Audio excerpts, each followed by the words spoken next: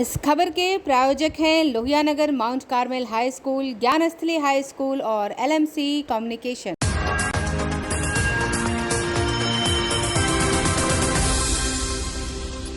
नमस्कार, मैं हूं आयुष शर्मा और आप देख रहे हैं आंखें न्यूज 24। रात 8 बजे की खबरों में आप सभी का स्वागत है। देखेंगे दिन भर की ताजी तरीन खबरें, पर उसके पहले हेडलाइंस। प्रधानमंत्री नरेंद्र मोदी ने दी चेतावनी, कहा कोरोना के ओमिक्रॉन वेरिएंट के बढ़ते मामलों को गंभीरता से ले राज्य।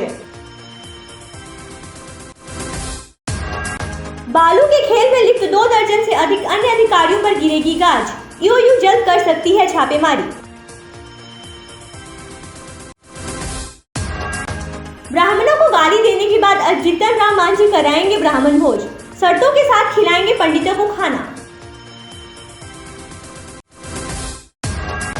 प्रदेश में और बढ़ेगी ठंड, 27 से 30 दिसंबर के बीच तेज शीतलहर और बारिश की संभावना।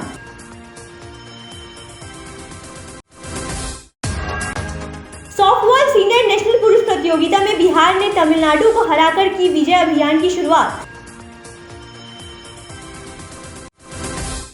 अब खबरें विस्तार से। प्रधानमंत्री नरेंद्र मोदी ने सभी राज्यों को कोरोना के ओमिक्रॉन वेरिएंट से सतर्क और सावधान रहने को कहा है। वहीं केंद्र सरकार की ओर से ओमिक्रॉन के बढ़ते मामलों को गंभीरता से लेने की चेतावनी जारी करते हुए राज्यों को 5 स्टेप की रणनीति अपनाने की सलाह दी गई। देखिए एक रिपोर्ट। प्रधानमंत्री नरेंद्र मोदी ने कोरोना के नए स्वरूप ओमिक्रॉन से सतर्क और सावधान रहने की आवश्यकता पर बल देते हुए कहा कि कोरोना के खिलाफ लड़ाई अभी खत्म नहीं हुई है। प्रधानमंत्री ने केंद्र सरकार के उच्चाधिकारियों के साथ ओमिक्रॉन वेरिएंट को लेकर समीक्षा बैठक के दौरान निर्देश दिया कि जिला स्तर पर स्वास्थ्य व्यवस्था को और मजबूत करें, साथ ही जांच का दायरा बढ़ाया जाए। उन्होंने कहा कि उन राज्यों में केंद्र टीम भेजे जहां टीकाकरण की रफ्तार कम है और मामले बढ़ रहे हैं। इस बैठक के बारे में प्रधानमंत्री कार्यालय की ओर से बयान जारी कर बताया गया कि PM ने कहा कि महामारी के खिलाफ हमारे कदम केंद्र के अति सक्रिय, केंद्रित और सहयोगपूर्ण रणनीति पर आधारित होने चाहिए। प्रधानमंत्री ने कहा कि राज्यों के लिए यह सुनिश्चित करना अहम है कि ऑक्सीजन की आपूर्ति वाले उपकरण सही से लग गए हों और वो अच्छे से काम कर रहे हों। उन्होंने सभी अधिकारियों को राज्यों के साथ लगातार संपर्क में रहने और स्वास्थ्य ढांचे को मजबूत करने संबंधी तैयारियों का जायजा लेते रहने का निर्देश दिया। प्रधानमंत्री ने दवाई, ऑक्सीजन के स्टाफ के साथ ही टेस्टिंग और ट्रेसिंग बढ़ाने के भी निर्देश दिए। वहीं केंद्रीय स्वास्थ्य सचिव राजेश भूषण ने राज्यों के साथ बैठक में कहा कि ओमिक्रॉन के बढ़ते मामलों को गंभीरता से लेने की जरूरत है। उन्होंने कहा कि यदि कहीं संक्रमण दर 10% से अधिक या ऑक्सीजन बेड पर भर्ती होने का प्रतिशत 40% से अधिक है, स्थानीय प्रशासन व तत्काल रोकथाम के लिए उपाय करे। राज्यों के स्वास्थ्य सचिवों और राष्ट्रीय स्वास्थ्य मिशन के प्रमुखों के साथ ओमिक्रॉन से निपटने के लिए की जा रही तैयारियों की समीक्षा करते हुए उन्होंने कहा कि राज्य को लेकर पहले से लागू उपायों को जारी रखे, साथ ही नए वेरिएंट के खतरे के मद्देनजर अपनी तैयारियों को और तेज करे। केंद्र सरकार ने सभी राज्यों को ओमिक्रॉन से निपटने के लिए नाइट कर्फ्यू से लेकर त्योहारों पर प्रतिबंध तक 5 सुझावों को लागू करने को कहा। राज्यों से कहा गया है कि पूर्ण वैक्सीनेशन गंभीर स्थिति यहां तक कि ओमिक्रॉन और अस्पताल में भर्ती होने से रक्षा कर सकता है। ऐसे में डोर टू डोर वैक्सीनेशन कराया जाए। राज्यों को त्योहारों पर स्थानीय स्तर पर प्रतिबंध लगाने की सलाह दी गई है। उनसे कहा गया है कि ओमिक्रॉन से निपटने की 5 स्टेप रणनीति अपनाएं। इसके तहत नाइट कर्फ्यू लगाएं, जमावड़ों पर रोक लगाई जाए, खासकर आने वाले त्योहारों के मद्देनजर कोरोना के केस बढ़ने पर कंटेनमेंट और बफर जोन का निर्धारण करें। टेस्टिंग और सर्वेलांस पर विशेष ध्यान दिया जाए। ICMR और स्वास्थ्य मंत्रालय की गाइडलाइन के मुताबिक टेस्ट कराए जाएं। Door to door case search और RT-PCR टेस्ट की संख्या बढ़ाई जाए। अस्पतालों में बेड, एम्बुलेंस और स्वास्थ्य उपकरण बढ़ाने पर फोकस दिया जाए। ऑक्सीजन का बफर स्टॉक बनाया जाए। 30 दिन की दवाओं का स्टॉक बनाएं। लगातार जानकारी दी जाए ताकि अफवाह ना फैले। रोजाना प्रेस ब्रीफिंग करें। राज्य 100% वैक्सीनेशन पर फोकस करें। सभी वयस्कों को दोनों डोज सुनिश्चित करने के लिए डोर टू डोर अभियान चलाया जाए। गौरतलब है कि देश में ओमिक्रॉन के अब तक 16 राज्यों में 269 केस सामने आ चुके हैं। बिहार में बीते 24 घंटों के दौरान 10 नए कोरोना संक्रमितों की पहचान की गई। इसमें पटना में बुधवार को एक ही परिवार के 3 लोग समेत 5 नए कोरोना संक्रमित मिले, जबकि औरंगाबाद, दरभंगा, शेखपुरा, सिवान और गया में एक नए मरीजों की पहचान की गई। इस बीच पूरे राज्य में कल कोरोना टीके की 3,51,520 खुराक दी गई, जबकि सबसे अधिक 27,021 टीके मुजफ्फरपुर में दिए गए। ब्यूरो रिपोर्ट, आंखें न्यूज़ 24। राज्य में बालू माफिया और उनके संरक्षण देने वाले भ्रष्ट अधिकारियों के खिलाफ लगातार कार्रवाई जारी है। अब तक 1 दर्जन अफसर ईओ के शिकंजे में फंस चुके हैं, जबकि 2 से 2.5 दर्जन अधिकारियों के अवैध ठिकानों पर छापेमारी की तैयारी। देखिए एक रिपोर्ट। राज्य में बालू के खेल में संलिप्त अधिकारियों के खिलाफ लगातार कार्रवाई जारी है।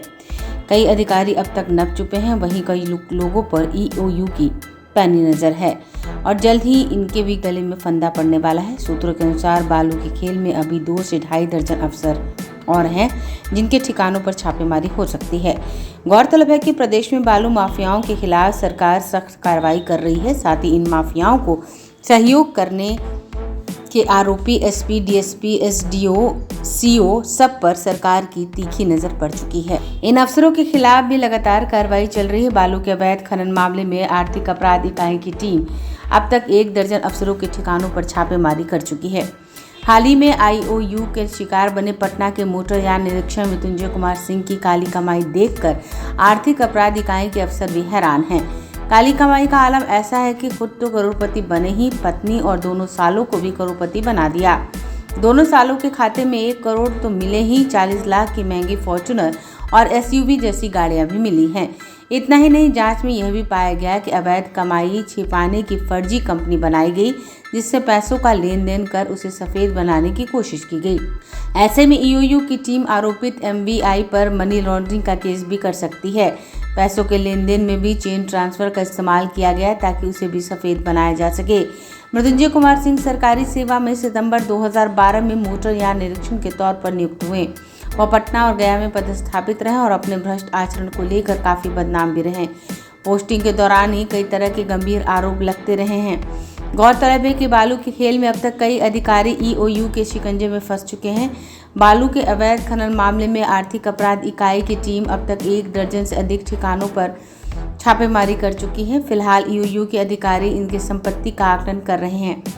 अभी तक डेयरी के निलंबित एसडीओ सुनील कुमार सिंह, पालीगंज के निलंबित एसडीपीओ तनवीर अहमद, आरा के निलंबित एसडीपीओ पंकज कुमार रावत, आरा के निलंबित एमवीआई विनोद कुमार, भोजपुर के निलंबित एसपी राकेश दुबे, खनन विभाग के सहायक निदेशक संजय कुमार, सारण के निलंबित थानाध्यक्ष संजय प्रसाद, कोइलवर के अंचलाधिकारी रहे अनुज कुमार, औरंगाबाद के पूर्व डीटीओ अनिल कुमार सिन्हा, औरंगाबाद के निलंबित एसडीपीओ अनूप कुमार, पटना के एमवीआई रहे मृत्युंजय कुमार सिंह और विक्रम के निलंबित सीओ वकील प्रसाद सिंह के ठिकानों पर छापेमारी हो चुकी है। यूं इन अधिकारियों से मिले ठिकाने से मिली अकूत संपत्ति का आकलन कर रही है। साथ ही उन स्रोतों को भी खंगाला जा रहा है जहां से इन्होंने इतनी संपत्ति इकट्ठी की है।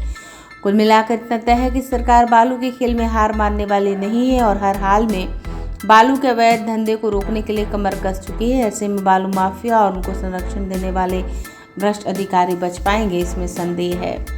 ब्यूरो रिपोर्ट, आंखें न्यूज़ 24। राज्य के पूर्व मुख्यमंत्री और हम के राष्ट्रीय अध्यक्ष जीतन राम मांझी अब ब्राह्मण भोज कराने जा रहे हैं, लेकिन ब्राह्मण भोज की एक शर्त है। वो शर्त क्या है, देखिए इस रिपोर्ट में। सत्यनारायण पूजा और ब्राह्मणों को गाली देकर ब्राह्मण संगठनों के निशाने पर आए जीतन राम मांझी अब ब्राह्मण भोज कराएंगे, लेकिन ब्राह्मण भोज की एक शर्त है। भोज ऐसे ब्राह्मणों को दिया जाएगा जिन्होंने कभी मांस मदिरा का सेवन नहीं किया और चोरी डकैती नहीं की है। जीतन राम मांझी ने ऐसे ब्राह्मणों को 27 दिसंबर को अपने सरकारी आवास पर दोपहर 12 बजे भोजन पर आमंत्रित किया है। हम प्रवक्ता डॉक्टर दानिश रिजवान ने ब्राह्मण पंडित भोज की विस्तार से जानकारी दी। नेता श्री जीतन राम मांझी जी ने 27 दिसंबर 2021 को दोपहर 12:30 बजे अपने आवास पर ब्राह्मण पंडितों के लिए भोज का आयोजन किया है। भोज में एक शर्त उन्होंने रखी है और शर्त काफी स्पष्ट है। जीतन राम मांझी जी का स्पष्ट तरीके से कहना है कि वैसे ब्राह्मण पंडित जिन्होंने कभी भी चोरी डकैती नहीं करी हो, जिन्होंने कभी भी मांस मदिरा का सेवन नहीं किया हो, वो उनके आवास पर आए, अपने हाथ से वो उन्हें भोजन परोसेंगे।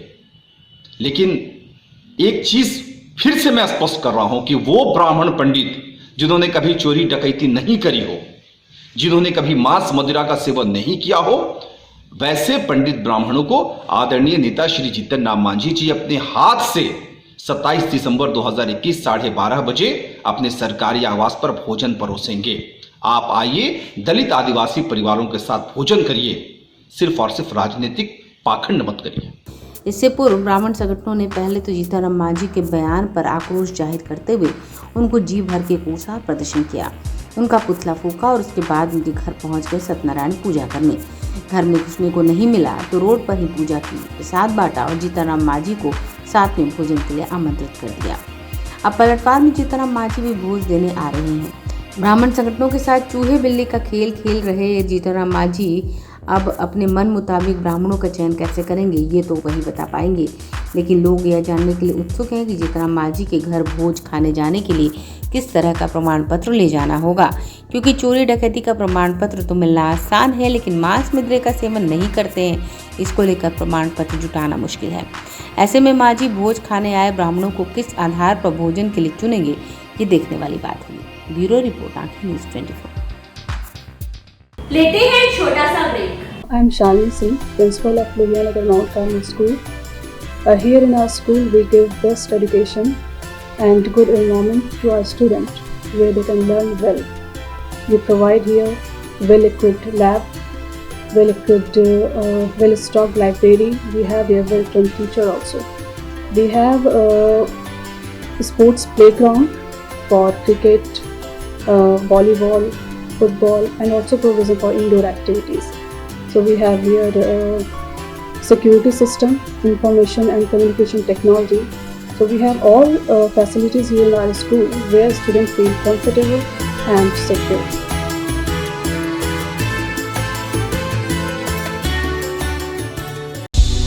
क्या आप पत्रकारिता के क्षेत्र में अपना कैरियर बनाना चाहते हैं? तो आज ही Royal Ashoka Institute of Mass Communication and Journalism में अपनी जगह सुनिश्चित करें। आर्यभट्ट ज्ञान विश्वविद्यालय पटना से मान्यता प्राप्त 100% प्लेसमेंट के साथ royal Ashoka Institute of Mass Communication and journalism, नामांकन जारी है। हमारा पता है DS/16 गायत्री मंदिर के समीप, कंकड़ बाग, पटना 8,20,000। आप हमें संपर्क भी कर सकते हैं। हमारा मोबाइल नंबर है 9955456126। ब्रेक के बाद आप सभी का स्वागत है। प्रदेश में 27 दिसंबर के बाद ठंड और बढ़ने के आसार हैं। फिलहाल ठंड में उतार चढ़ाव का क्रम जारी है। बुधवार की तुलना में कई जिलों में गुरुवार को ठंड और अधिक रही और पारा 6 से 8 डिग्री के बीच दर्ज किया गया है। देखिए एक रिपोर्ट।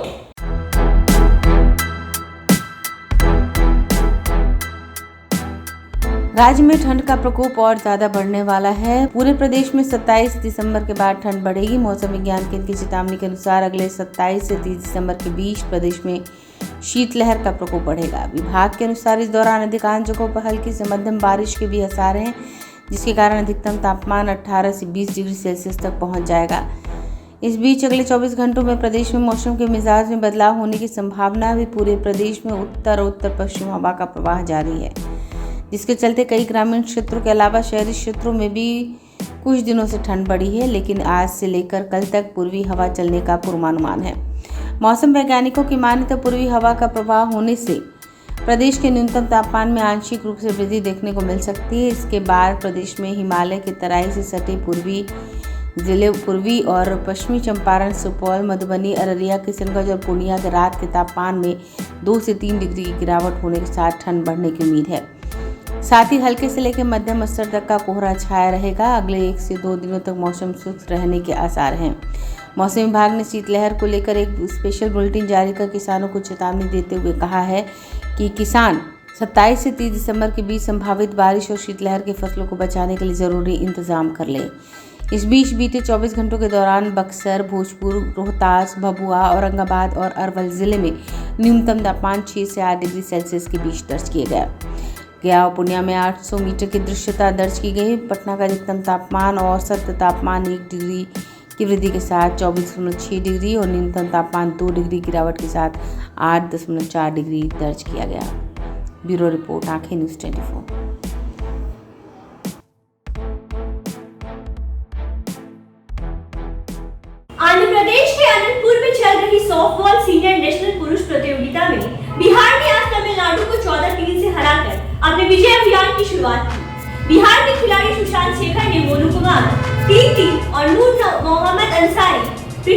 मनीष कुमार ने दोनों रन बनाकर बिहार को जिताने की अहम भूमिका निभाई।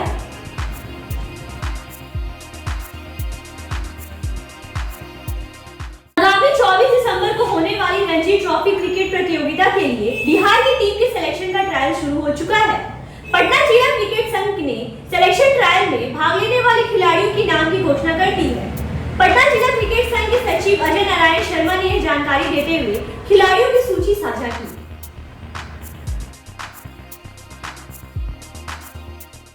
चलते चलते एक नजर फिर से सुर्खियों पर। प्रधानमंत्री नरेंद्र मोदी ने दी चेतावनी, कहा कोरोना के ओमिक्रॉन वेरिएंट के बढ़ते मामलों को गंभीरता से ले राज्य। बालू के खेल में लिप्त 2 दर्जन से अधिक अन्य अधिकारियों पर गिरेगी गाज, ईओयू जल्द कर सकती है छापेमारी। ब्राह्मणों को गाली देने के बाद आज जीतन राम मांझी कराएंगे ब्राह्मण भोज, शर्तों के साथ खिलाएंगे पंडितों को खाना। प्रदेश में और बढ़ेगी ठंड, 27 से 30 दिसंबर के बीच तेज शीतलहर और बारिश की संभावना।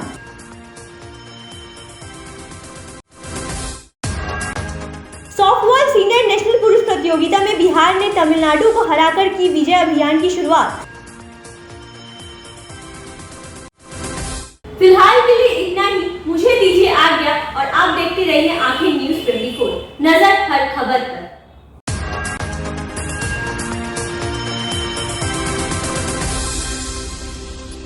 यदि आपने हमारे चैनल को अभी तक सब्सक्राइब नहीं किया है तो हमारे चैनल को सब्सक्राइब करें, लाइक करें, शेयर करें और कमेंट करें।